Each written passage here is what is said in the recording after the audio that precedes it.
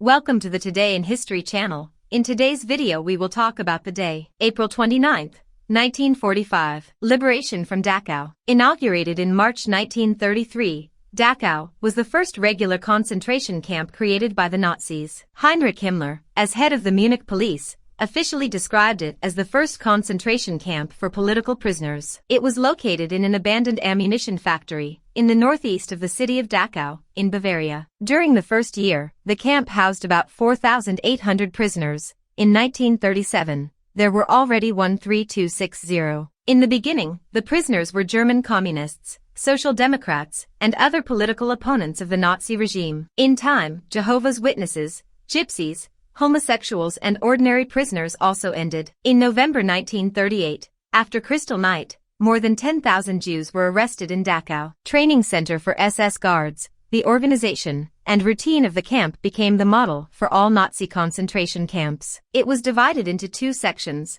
the field area and the crematorium area. The camp area included a tent for the incarcerated clergy for opposing the Nazi regime, and one reserved for medical experiments. The courtyard between the prison and the central kitchen was used for the summary execution of prisoners. An electrified barbed wire ditch, a and a wall with 7 watchtowers surrounded the field. In 1942, the crematorium area was built, in addition to the main field, with a gas chamber. The first ones who were considered too sick or weak to continue working were sent to the Hartheim Euthanasia Center, near Linz, Germany. In addition, the SS used the firing range and the forces in the crematorium area as places for killing prisoners. In Dachau, as in other Nazi camps, German doctors carried out experiments with prisoners. Many died or were crippled as a result of these experiments. Dachau prisoners carried out forced labor. In 1944, to increase war production, satellite camps were built near the arms factories under Dachau administration. This camp had more than 30 large subfields, in which more than 30,000 prisoners worked almost exclusively in the manufacture of armaments. As the Allied forces advanced to Germany,